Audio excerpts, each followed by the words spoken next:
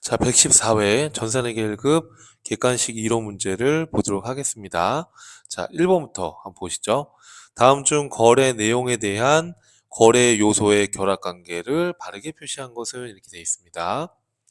자, 자산이 증가, 자산의 증가 이렇게 되어 있는데요. 외상 매출금 465만 원을 보통 예금으로 수정했다. 자, 여러분. 그러면 차변에 보통예금이라는 자산이 증가하고 대변에 외상매출금이라는 자산이 감소해야 되잖아요. 그러니까 여기에 자산의 감소가 돼야 되는 거니까 틀렸죠. 자, 기기장치를 구입하고 미지급했다. 그럼 차변에 기기장치라는 자산이 증가하고요. 미지급금이라는 부채가 증가하는 거니까 답은 2번이 되겠네요. 요 밑에 것들은 여러분이 한번 이렇게 확인해 보셔도 될 것 같아요. 자, 2번 문제 한번 보겠습니다. 자, 다음 중 재고자산이 아닌 것은 이렇게 물어봤어요. 재고자산이 아닌 것은 자, 여러분 우리가 계정 과목을 구분할 때 만약에 건물이 이렇게 있는데 이 건물을 우리 회사가 보유하고 있는 목적이 사용할 목적으로 영업활동에 사용할 목적으로 갖고 있다 그러면 형체가 있는 유형 자산이 되는 거죠. 계정 과목은 건물이 되는 게 맞겠죠. 만약에 이 건물을 취득했는데 이거를 보유하고 있는 목적이 사용할 목적이 아니라 투자 목적이다라고 한다면 투자 자산으로 구분되는 게 맞겠죠. 이땐 계정 과목이 투자 부동산으로 돼야 됩니다. 만약에 우리 회사가 이 건물을 사서 팔려는 목적으로 부동산 매매 회사입니다. 즉 판매를 목적으로 건물을 샀다면 재고 자산이 돼야 되고 상품이 돼야 되는 거죠. 이처럼 보유 목적에 따라서 우리가 계정 과목이 구분되는 겁니다. 자, 재고자산이 아닌 걸 물어봤어요, 여러분. 약국에서 의약품을 팔려고 구입했다. 당연히 재고자산이죠. 제조 공장에서 생산해서 완성한 제품. 당연히 재고자산입니다. 부동산 매매업을 주업으로 하는 기업에서 판매하기 위해서 갖고 있는 토지. 당연히 판매 목적 재고자산이 됩니다. 병원, 사업장 소재지의 토지 및 건물. 자, 병원으로 쓰고 있는 사용 목적의 토지 건물이라면 그렇죠. 유형재산, 건물은 건물, 토지는 토지. 이렇게 처리가 돼야 되니까 여기에서 재고재산이 아닌 건 4번이 맞겠죠. 이해되시죠? 자, 3번입니다. 다음은 주 한국이 신규 취득한 기기장치 관련 자료이다. 아래의 기기장치를 연수학계법으로 감가상각할 경우에 한국은 단기 회계 연도 매년 1월부터 12월 말일인데 단기 말 현재 기기장치의 장부 금액은 얼마인가 이렇게 물어봤어요. 여러분 이 자료에서 요 취득일을 우리 기출문제 교재로 지금 기출문제집을 구입해서 들으시는 분들께서는 요 취득일의 2024년도를 이렇게 해서 단기로 바꿔서 연습을 부탁드리겠습니다. 자, 그러면 지금 취득일이 단기 1월 1일입니다. 그래서 단기 회계연도는 1월부터 12월 말일이고요. 자, 지금 물어본 거는 단기 말에 현재의 기기장치의 장부 금액을 물어봤어요. 그렇죠? 자, 그럼 장부 금액이라는 건 취득원가에서 감가상각 누계액을 뺀 걸 장부 금액이라고 그래요. 취득원가에서 감가상각 약자로 쓸게요. 누계액을 차감한 걸 장부 금액이라고 합니다. 이거를 장부 금액이라고 합니다. 자, 그러면 지금 취득원가가 얼마인가요, 여러분? 취득원가가 300이다 라고 나와 있죠? 그러면 장부 금액을 물어봤으니까 감가상각 단기 말에 감가상각 누계액을 구해야지 장부 금액을 알 수 있죠. 그러면 이 감가상각 누계액을 구해야 되는데 연수학계법으로 하라고 나와 있어요. 그럼 우리 연수학계법은 공식이 어떻게 됩니까, 여러분? 우리 연수학계법은 취득원가에서 취득원가에서 잔존가치를 빼서 곱하기 내용연수의 합계분의 내용연수의 내용연수의 합계분의 내용연수의 역순으로 생각하는 거예요. 역순. 이게 무슨 얘기냐 하면요. 지금 첫 해년도에 연수합계법으로 감가상각 금액을 계산해야 되잖아요. 지금 문제에서 취득 원가가 300이에요. 취득 원가 300이죠. 잔존 가치는 얼마죠? 여러분 보니까 30이에요. 300이고 30이에요. 자, 보니까 취득 원가 300에 잔존 가치 30이에요. 맞죠? 자, 그럼 곱하기 연수합계법이니까 내용연수를 합하는 겁니다. 내용수의 합이라는 건 내용수가 5년이니까 1, 2, 3, 4, 5 이렇게 해서 이걸 다 합하는 거예요. 이렇게 합하면 분모에 15가 나와요. 그럼 내연유수의 역순이라는 건 뭐냐면 첫 해년도엔 5, 그 다음 연도엔 4, 그 다음 연도엔 3, 2, 1 이런 식으로 역으로 역순으로 가는 거예요. 그러면 첫 해 단기 1차 년도 말의 상각이니까 그렇죠. 5가 되는 거죠. 그럼 15분의 5, 3분의 1이 되는 거예요. 이해될까요, 여러분? 자, 그러면 270만 원 나누기 3 하면 되겠죠. 그죠? 그럼 얼마가 나오시나요? 첫 해년도에 감가상각해야 될 금액? 그렇죠. 90만 원이 나오게 되는 겁니다. 이해될까요? 그러면 연수합계법에 의한 단기 말의 감가상각 누계액은 90만 원. 자, 그러면 장부 금액은 그렇죠. 210만 원이다. 이렇게 알 수 있죠. 이해되시죠, 여러분? 3번의 답은 2번이었다라고 보시면 되겠습니다. 자, 3번 문제는 조금 여러분들께서 헷갈려 하시지 않았을까 싶습니다. 그래서 이런 문제들은 한 번 더 반복을 좀 해주시면 좋을 것 같아요. 자, 4번으로 넘어가 볼게요. 자, 4번에 다음은 주 서울의 단기 지출 내역 중의 일부이다. 아래 자료에서 무형자산으로 기록할 수 있는 금액은 모두 얼마인가? 자, 신제품 특허권 취득 비용이 3천입니다. 그리고 당연히 특허권이겠죠. 연구 단계에서 발생한 재료의 구입 비용. 자, 우리가 개발비와 관련해서는 연구 단계에서 발생된 건 연구비라는 비용으로 처리한다라고 했었죠. 왜냐하면 연구 단계에서의 이 지출한 것은 미래 경제적 효익의 유익 가능성이 불확실하기 때문에 이건 그냥 비용으로 처리하는 거예요. 무형자산으로 처리하는 게 아니고 A기업이 갖고 있는 상표권을 구입했대요. 우리 주식회사 서울이. 그럼 이거 외부에서 취득한 거잖아요. 그죠? 이것도 당연히 상표권이라는 무형자산이 되는 거죠. 그러면 얼마입니까? 3천만 원하고 2,200이 되게 되면 얼마가 되는 거죠? 5,200이다. 그래서 4번의 답은 3번이다 라고 보시면 되겠습니다. 자, 그 다음 문제 보겠습니다. 매도 관한 증권에 대한 설명으로 옳지 않은 것은 이렇게 되어 있어요.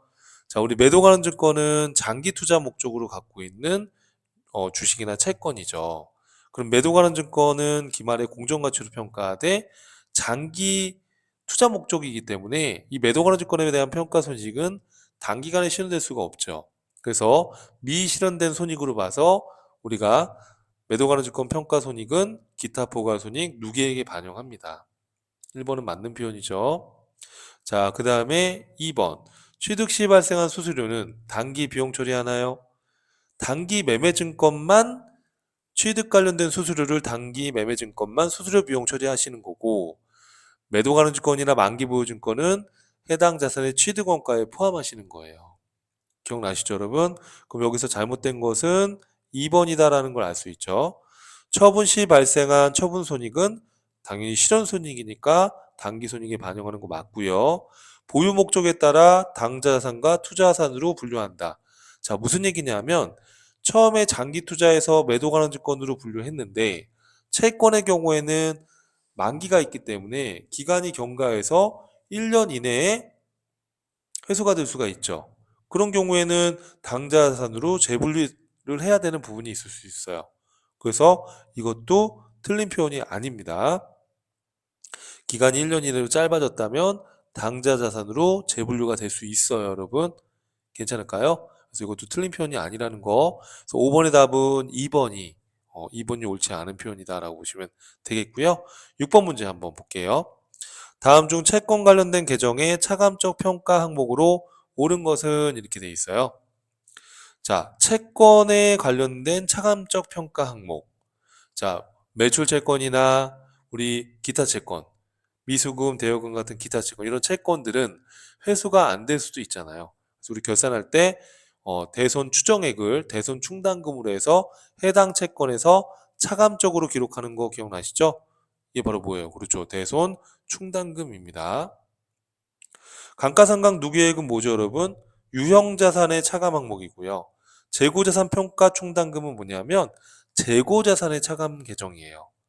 사채 할인 발행 차금은 사채 액면 금액에서 차감할 때 쓰는 게 사채 할인 발행 차금이에요.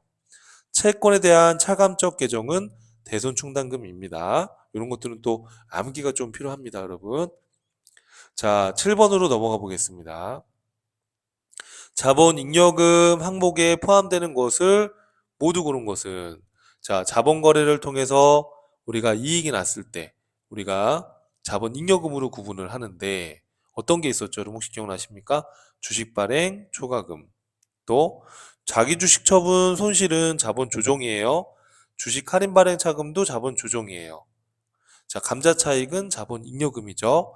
그러면 자본 잉여금에 해당하는 것은 주식 발행 초과금과 감자 차익, 가와 라가 되겠네요. 7번의 답은 1번이었습니다. 자, 8번으로 넘어가 볼게요. 자, 현금 배당에 관한 회계 처리이다. 아래 가로 안에 들어갈 회계 처리 일자로 옳은 것은 이렇게 되어 있네요, 여러분. 자, 우리가 현금 배당의 경우에는 배당 선언일 날, 배당 선언일, 배당 결의일 같은 의미예요. 배당 결의일 날 대변했던 미처분 이익잉여금을 차변으로 그리고 아직 현금으로 지급하지 않았으니까 미지급 배당금으로 하고 현금 배당액의 최소 10%를 이익 준비금으로 잡는 거예요. 참고로 여러분 제가 이거 설명드릴 때 우리 본문에서 기본서로 설명드릴 때 프로그램에 입력할 때는 미처분 이익잉여금이라고 안 하고 2월 이익잉여금 계정을 씁니다라고 말씀드렸죠. 자, 그럼 이렇게 배당 선언, 배당 결의를 하고 배당금을 지급했을 때는 어떻게 해요? 그렇죠. 대변했던 미지급 배당금 부채가 감소하고 돈이 나가겠죠. 그래서 가는 뭐죠? 배당 결의일. 나는 뭐죠? 배당 지급일. 괜찮으시죠, 여러분? 답은 3번이었습니다. 8번의 답은 3번. 자, 9번입니다. 원가의 분류 중 원가의 행태. 그 그래프의 모양을 생각하시면 돼요. 행태에 따른 분류에 해당하는 것. 뭐죠, 여러분? 그렇죠. 변동원가죠. 변동원가, 고정원가. 또는 우리 변동원가를 변동비, 고정원가를 고정비 이렇게도 부르기도 합니다. 자, 그래서 9번의 답은 1번이었고요. 자, 10번으로 넘어갈게요. 다음은 제조업을 영위하는 주 인천의 단기 원가 관련 자료이다. 자, 주식회사 인천의 단기 총 제조원가는 얼마인가 이렇게 돼 있어요. 기초 재고 자산은 없다고 가정하자. 자, 여러분 이런 문제가 나오면 티계정으로 이해를 한번 해보자라고 했었죠. 자, 여러분 우리 티계정의 구조 잠깐 생각해 보면 제공품은 기초 제공품에서 단기 총 제조원가를 더하고 기말 제공품을 빼면 단기 제품 제조원가가 나오는 거죠. 양쪽이 같았고요. 제품 계정은 어떻게 구조가 돼 있죠? 기초 제품에다가 단기 제품 제조원가, 요 제공품에서 넘어온 거를 더하고 기말 제품 재고를 빼면 매출원가다라고 요 구조 기억나시죠? 근데 지금 문제에서는요. 여기 보시면 기초 재고 자산은 없다고 가정한다. 그러면 기초 제공품도 빵원이고 기초 제품도 빵원이라고 이해하시면 되겠죠. 요걸 잡아 놓고요. 그럼 지금 물어본 것은 여기 단기 총 제조원가가 얼마냐? 이걸 물어봤어요. 그러면 기초 제공품은 빵원이니까 단기 제품 제조원가만 알면 양쪽이 같으니까 이 단기 제품 제조원가와 기말 제공품을 더한 금액이 단기 총 제조원가겠죠. 그러면 단기 제품 제조원가를 구해야 되는데 단기 제품 제조원가는 제품과 또 연결되어 있으니까 자, 지금 문제에서 보시면 지금 매출원가가 200이라고 돼 있어요. 그리고 기말 제품 재고액이 50이라고 돼 있습니다. 그러면 기초 제품은 없다고 했죠. 기초 재고 자산은 없다고 했기 때문에 단기 제품 제조원가를 알 수가 있죠. 그럼 얼마겠어요? 양쪽이 같아야 되니까 200하고 50을 더한 그렇죠. 250만 원이 단기 제품 제조원가일 거고 이게 제공품과 연결되는 거잖아요, 여러분. 이해될까요? 그러면 단기 총 제조원가는 양쪽이 같아야 되니까 250과 30을 더한 얼마예요? 그렇죠. 280이다 라고 볼 수 있는 거죠. 이해될까요, 여러분? 그래서 10번의 답은 4번이었습니다. 자, 그 다음 문제 한번 보시죠. 11번입니다. 평균법에 따른 종합원가 계산을 채택하고 있는 주식회사 대전의 단기 물량의 흐름은 다음과 같다.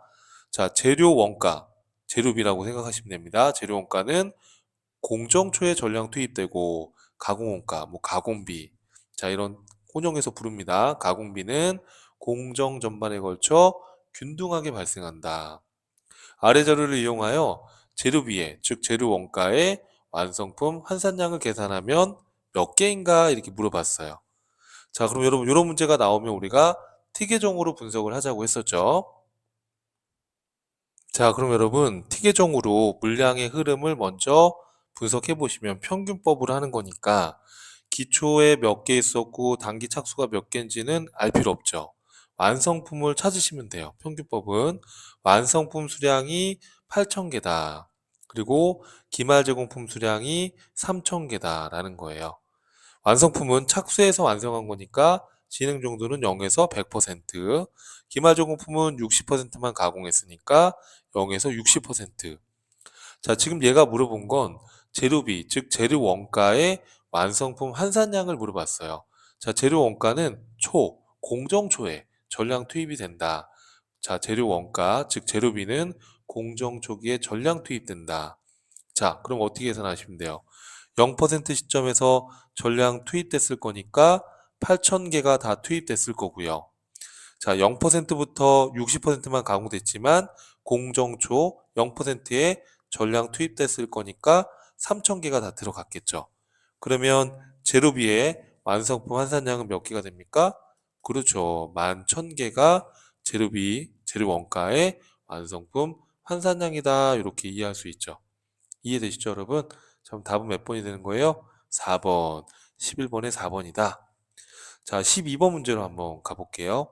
자, 다음 중 개별원가 계산에 대한 설명으로 옳지 않은 것은, 자, 개별원가 계산은 주문 생산하는 업종, 뭐 비행기 제조업, 뭐 특수기계 제작업, 뭐 건설업이나 조선업이나 이런 기업에 적합한 방식이었죠.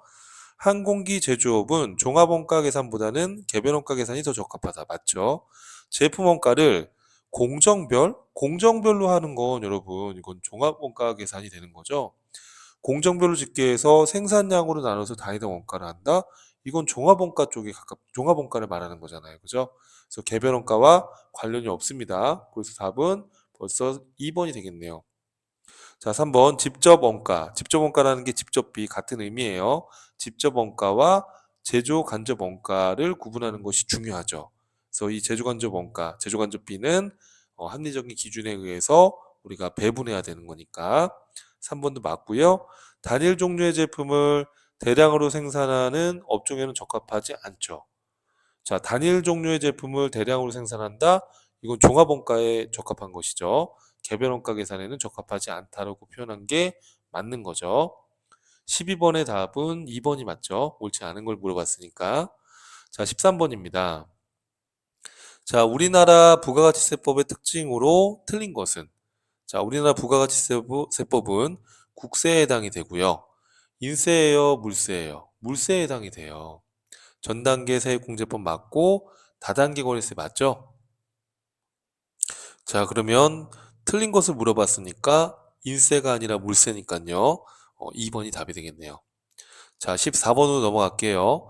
다음 중 부가가치세법상 주된 사업의 부수되는 재화 용역의 공급으로서 면세 대상이 아닌 것은 이렇게 돼 있어요. 자, 여러분 14번의 답은 우선 4번이었는데요. 결론적으로 자, 이거는 좀 회계일급 수준을 좀 오버하는 건 아닌가 이런 생각이 드는데 그럼 너무 스트레스 받지 마시고 한번 생각 정도를 한번 해보시죠. 주된 사업에 부수되는 재화 용역이다 이렇게 써 있는데요. 여러분 이제 우리 부가세법 규정에 보면 주된 거래와 관련된 부수적인 재화나 용역의 공급, 주된 사업과 관련해서 부수되는 재화나 용역의 공급 이렇게 부수되는 재화나 용역의 공급에 대해서 과세할 것인가 면세할 것인가에 대한 규정이 되어 있어요. 참고로 주된 사업과 관련해서 부수되는 재화 용역의 공급, 이게 어떤 얘기냐면요. 자, 은행업은 은행 금융기관이기 때문에 면세 사업이에요. 은행은 주된 사업이 면세 사업이에요. 그런데 이 은행에서 사용하던 건물, 상가 부동산을 팔았어요. 이런 건물을 공급하는 건 과세입니다. 그러면 이 건물을 과세할 것인가 라고 했을 때 주된 사업이 이런 면세 사업이면 이렇게 일시적, 우발적으로 공급하는 이 건물에 대해서는 주된 사업에 따라가게 돼 있어요, 여러분. 그래서 이거는 이 건물을 판 건 이 자체는 과세지만 주된 사업이 은행, 면세 사업이기 때문에 이 보수되는 이런 건물을 공급한 거에 대해서 주된 사업에 따라가서 면세를 하게끔 돼 있어요. 지금 면세가 되는 거예요, 여러분. 자, 그 다음 거 볼게요. 약국을 양수도하는 경우로서 해당 영업권 중에 면세 매출에 해당하는 비율의 영업권. 자, 면세 부분에 해당하는 이 부분에 대해서는 면세 규정이 적용되는 게 맞습니다. 이것도. 근데 여러분 이렇게 지엽적인 것까지 물어보는 경우에는 이걸 쉽게 받아들이기는 쉽지는 않을 것 같아요. 제 생각에. 아주 지엽적인 내용이거든요. 이런 것들은. 그래서 면세 매출에 해당하는 부분에 대해서 이 비율의 영업권도 면세다. 이 정도로 그냥 간단히 보고 넘어가셔도 될 것 같아요. 자, 가구 제조업을 영위하는 사업자가 매각한 가구 제조업은 과세 사업자인데요. 과세 사업자인데 과세 사업을 주된 사업으로 하는데 여기 보니까 사업용 부동산 사업용 부동산 중에 토지네요, 토지. 여러분, 토지의 공급은 면세죠. 그러면 과세 사업자지만 토지를 공급했다? 면세 제한을 공급하면 이 자체는 면세합니다. 이론적으로는 면세 우선 원칙이라는 개념이 있어요. 그래서 얘가 과세 사업을 하고 있지만 주된 사업이 토지의 공급은 면세이기 때문에 면세를 적용해 줍니다. 그래서 1, 2, 3번은 면세 적용이 면세가 된다라고 보시면 되겠고요. 4번은 부동산 임대업자가 매각한 부동산 임대 사업용 부동산 중 상가 건물. 자, 건물의 공급은 건물을 매각하는 건 과세입니다. 토지를 공급하는 건 면세입니다. 건물을 공급하는 건 과세입니다. 그리고 부동산 임대업자는 과세 사업자입니다. 그러니까 당연히 이 상가 건물은 과세가 되는 게 맞죠. 그렇죠? 그래서 14번의 답은 4번이었는데요. 제가 생각했을 때는 이 14번은 어려워서 그러니까 중요해서 별표라기보다는 너무 좀 지엽적인 걸 회계 1급 수준에서 내지 않았는가 이런 생각이 드는데 너무 부담을 느끼지 마시고 아 이런 게 있을 수 있구나. 예, 그 정도 보고 넘어가셔도 될 것 같아요. 자, 15번입니다. 부가가치세법상 아래 가로 안에 공통으로 들어갈 내용으로 옳은 것은 이렇게 돼 있어요, 여러분. 부가가치세 매출세액은 자, 뭐뭐뭐뭐의 세율을 곱해서 계산한다. 자, 우리가 매출세액을 계산하는 기준을 제가 뭐라고 했었죠? 본문 강의할 때. 그렇죠. 과세 표준이라고 말씀드렸었죠? 그래서 15번의 답은 3번 바로 나왔어요. 나와 다도 읽어볼게요. 자, 재화 용역의 공급에 대한 부가가치세 과세 표준은 해당 과세기간에 공급한 재화 용역의 공급가액을 합한 금액이죠. 재화의 수입에 대한 부가가치세 과세 표준은 그 재화에 대한 관세의 과세 가격, 수입하는 물건값 정도다 보시면 돼요. 관세, 또 사치품을 수입했다면 개별 소비세, 주세, 이런 교육세, 농어촌특별세, 휘발유다 그러면 교통에너지 환경세 이렇게 재화의 수입에 대해서 재화를 수입하는 품목에 따라서 이런 각종 세금들이 붙어요. 그럼 이 세금도 이 재화를 소비하는데 지불한 대가기 때문에 부가세 과세가 됩니다. 그래서 재화의 수입에 대해서는 관세 과세 가격에 각종 세금들이 붙은 것들을 다 더한 다음에 이 금액의 마지막에 10%를 부가가치세로 과세하는데요. 재화의 수입에 대한 과세 표준이 바로 이 금액들을 다 더한 값이다라고 보시면 되겠습니다. 그래서 재화의 수입에 대한 과세 표준을 물어보는 것이기 때문에 이 가로 안에 들어가는 거는 과세 표준이라고 보시면 되는 거죠. 자, 혹시라도 회계일급 수준에서 다를 이거를 몰랐다 하더라도 요 가로 우리가 추측을 할 수 있죠. 매출세액을 계산하는데 기준이 되는 것은 과세 표준이다. 이렇게 여러분이 좀 유추를 해서 풀었어도 좋은 문제가 아니었나 그런 생각이 듭니다. 자, 그래서 객관식 15문제를 풀어보았고요. 또 다음 수업에서 뵙도록 하겠습니다.